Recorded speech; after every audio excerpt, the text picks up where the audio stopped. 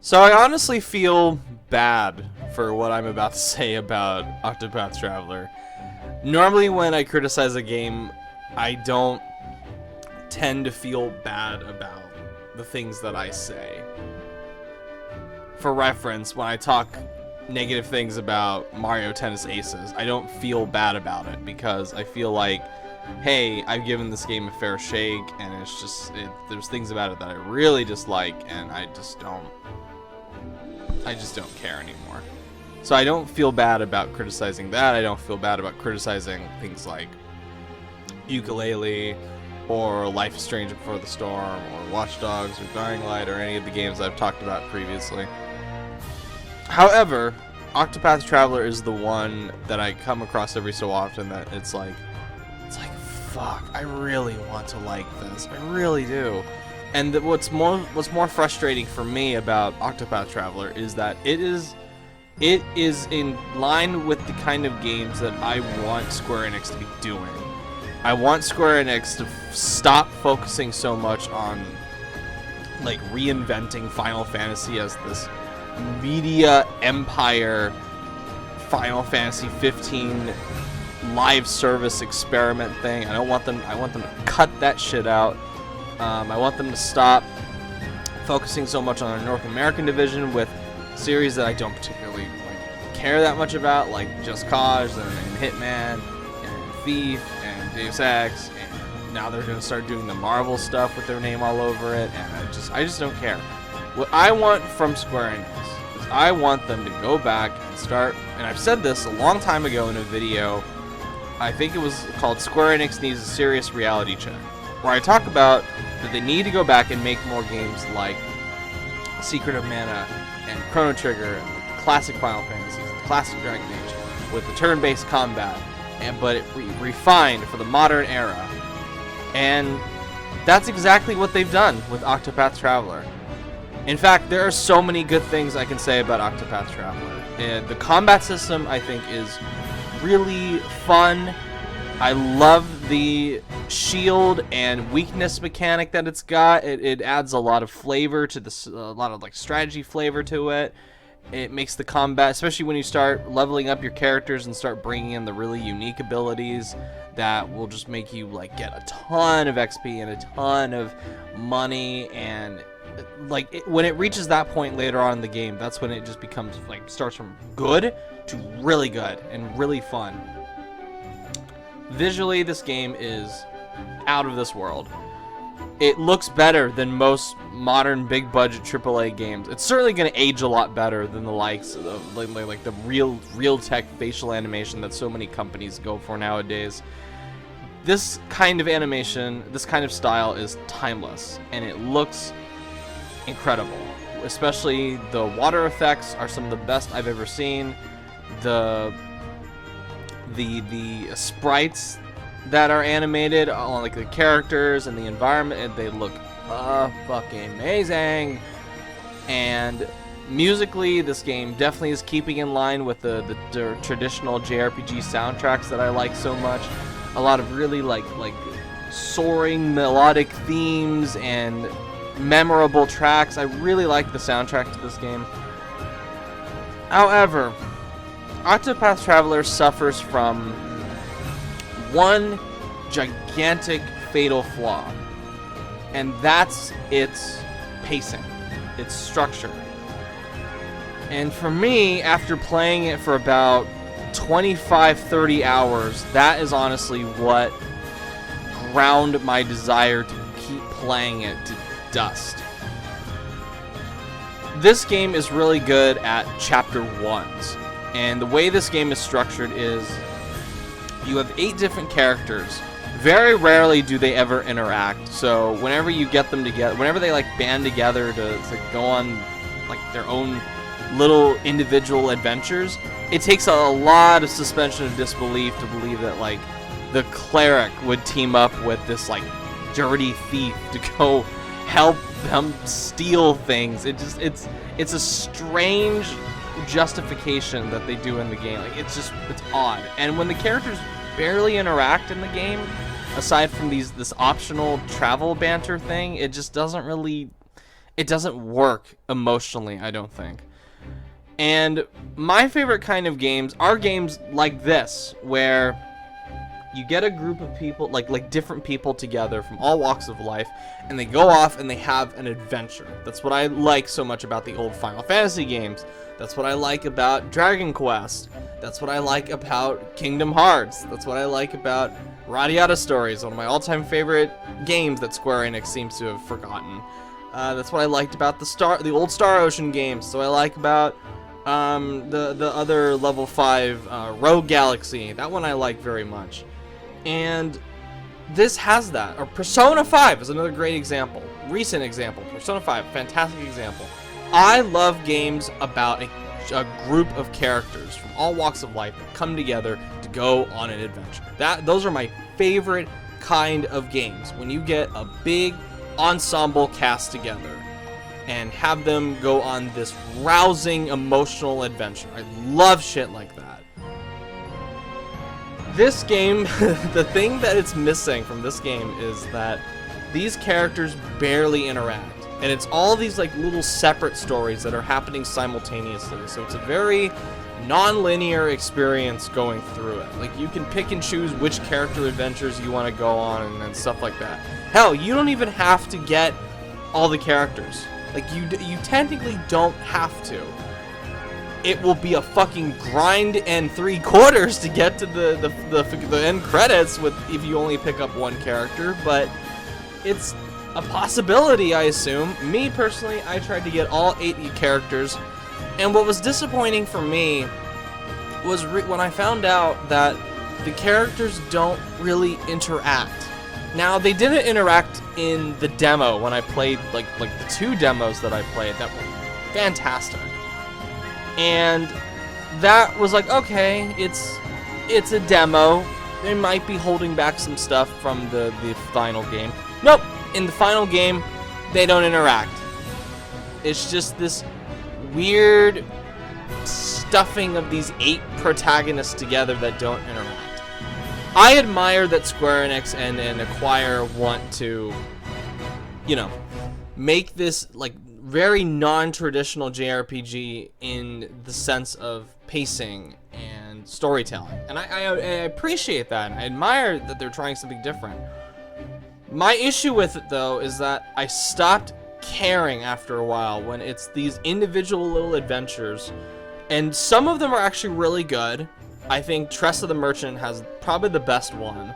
Her adventure is the one that makes the most sense to me, teaming up with all these people, because her whole thing is just going out and exploring the world and seeing new things. That's the one that makes the most sense to me. Olberic, who's the knight, his is really good. The Dancers is really good. I keep blanking on her name. I think her name is Priscilla or some shit like that. I'm gonna have to look that up later. Primrose! Duh! Primrose. How can I forget that? Primrose the Dancer is really good. Her story is really good. Olberic's is really good. Tress is really good. And then you have really boring ones like the healer, the healer, who's just, that one's not particularly interesting. That one is just, you go to these caves and you unlock the lights or whatever.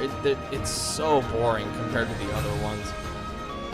The Thief's is not very interesting. His is just go here, steal this, go there, steal that. Not very interesting. Don't care about him.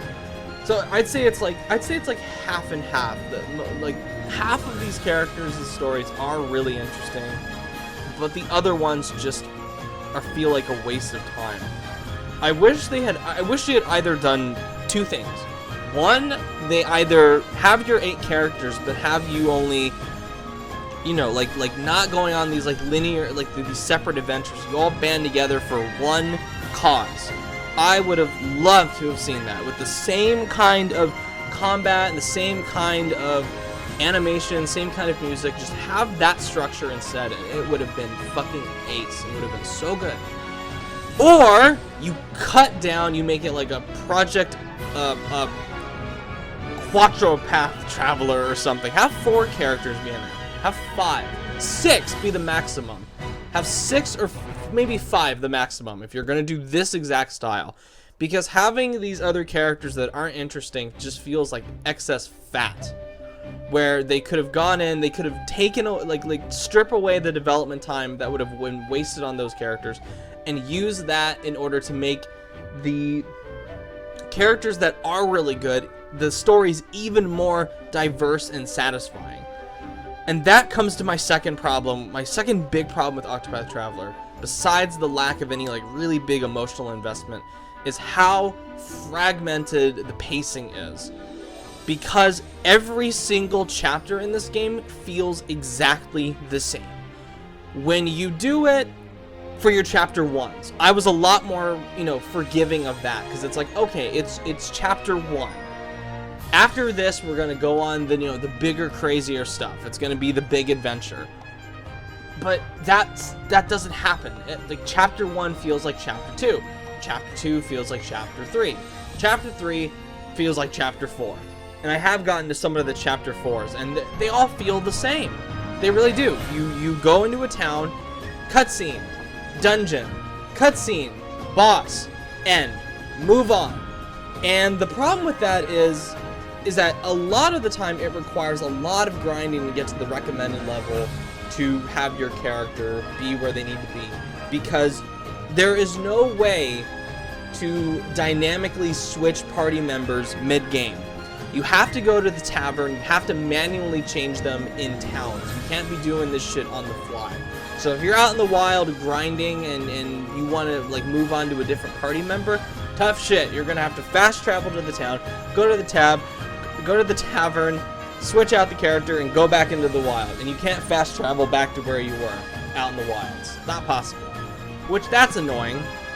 It's annoying that for me, I always felt like I was under-leveled, because even if you have these characters that are super over-leveled, and you have these abilities that are really powerful, some of the bosses just grind on my fucking nerves with how irritating they can be. And whenever I finished a boss, it wasn't like, oh my god, that was such an awesome battle. It was like, oh my god, thank you, I never have to do that shit again. That's a common thing I say. I feel like I've said that a lot when it comes to bosses in games. Can people make bosses nowadays that are actually really fun and not repetitive, grindy, busy work? Can we have bosses like that, please? I felt that way about the old Final Fantasy games where I felt like, wow, that was a battle. I felt that way about... I'm going through Dragon Quest VIII again on the PS2. And whenever I get into a boss, I'm like, wow, that was such an event and that was so much fun. And it was tough. But I feel a sense of satisfaction in coming over, or like getting over the challenge. I felt that way about Persona 5, where it's these big crazy boss battles and these weird wacky monsters and abilities that they have. That felt like an event. That was cool. But bosses in this game don't feel like events. They feel like grindy busy work, and they feel like the exact same thing. That's the problem with this game. Is that the shiny coat of paint that it has is really great, and a lot like that goes a long way. However, once you start getting into the nitty-gritty of what this game actually is, you'll find that a lot of it feels exactly the same. And when there is no through line with the story, that keeps you motivated, there's no set path for you to keep on going, where it feels really narrow and focused, it really lost me after a while.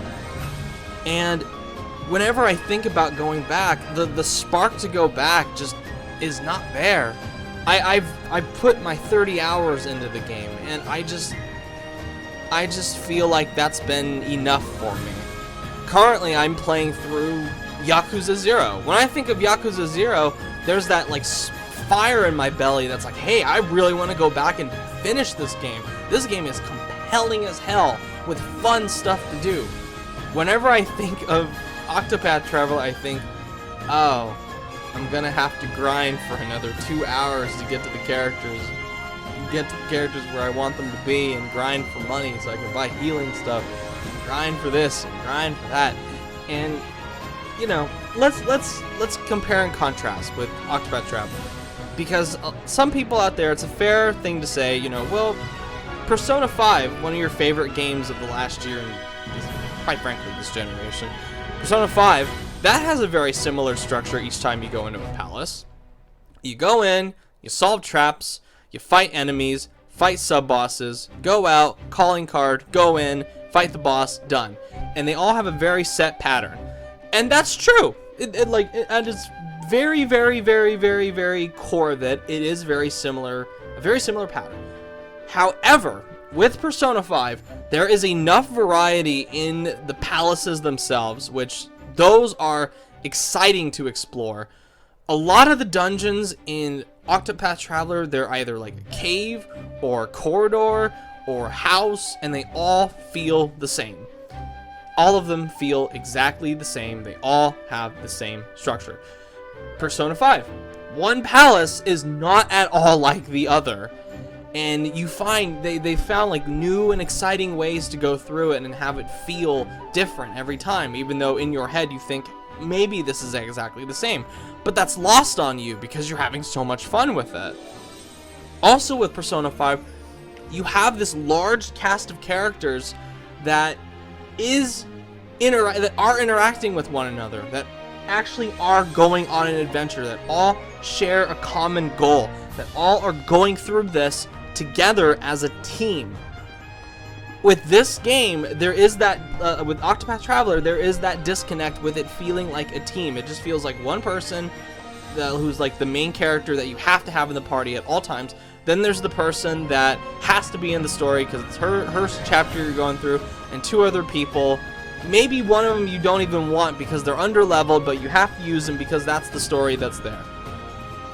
And if you want to complete it, you have to do the 8 stories. Like, if you want to get the full completion, see everything, that's all the 8 stories. And it just throws the pacing out the window. And I don't find the excuse of saying, like, oh, well, you don't have to pick all 8 characters, you don't have to pick all 4 of them. In a JRPG, really? You want me to ignore half the cast in this game? No. No. That's a problem with this game, when a solution is, hey, just ignore half the game. Then it'll be good. Just ignore half the game, then it'll be good. But yeah, Octopath Traveler, it's just, compared to a lot of other JRPGs, the pacing of it is fucked. The pacing of it is botched, and it's a shame because there's so much about it that I like, but I just have no desire to go back to it. I really don't. I'm looking at it on my Switch, on its main menu, and I'm just like, eh.